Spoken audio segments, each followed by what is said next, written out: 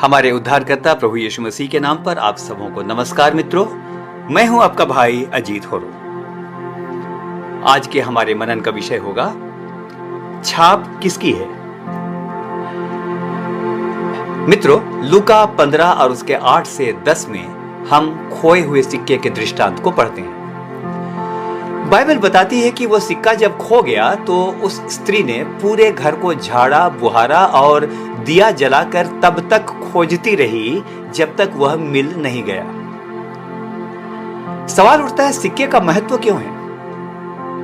क्यों उस स्त्री ने लगातार उसको ढूंढना जारी रखा? सबसे पहली बात, एक सिक्के का महत्व इसलिए है कि उस सिक्के पर उसके शासक की छाप लगी है। मित्रों, यदि छाप ना हो तो वह मात्र एक धातु का टुकड़ा है, उससे ज्यादा कुछ और नहीं।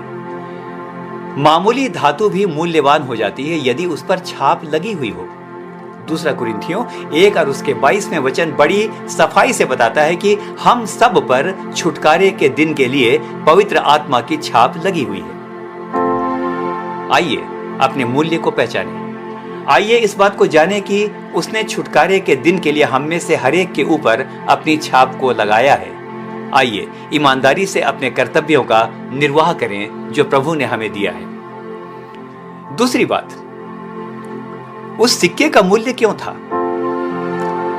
इसका उत्तर यह है कि सिक्का यूं ही नहीं बन गया था, उसे एक निश्चित स्वरूप में ढाला गया है। मेरे मित्र, सिक्के को बनाने की एक प्रक्रिया होती है। धातु खान से निकाली जाती है, उसे शुद्ध करने के लिए उच्च तापमान पर गलाया जाता है। तापमान के कारण उसकी गंदगी दूर होती है और फिर उसे सांचे में ढालकर एक रूप दिया जाता है।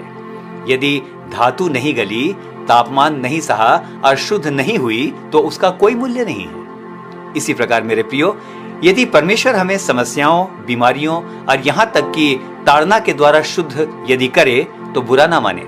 नीति वचन 3 और उसके 11वें वचन कहता है, वह पुत्र जानकर हमारी ताड़ना करता है। जब जीवन में तापमान बढ़ता हुआ मालूम पड़े तो जान लें कि प्रभु हम पर अपनी छाप लगाना चाहता है ताकि हमारे जीवन से उसका रूप दिखाई दे।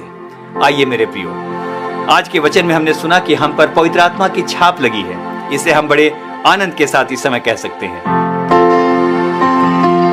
पवित्र आत्मा आ,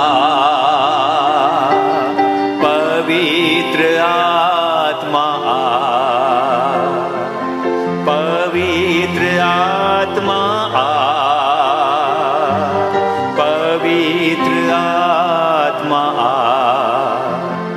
मुझे ले जा तू यीशु के चरणों में।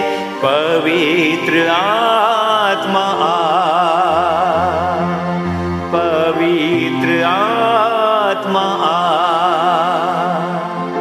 पवित्र आत्मा आ।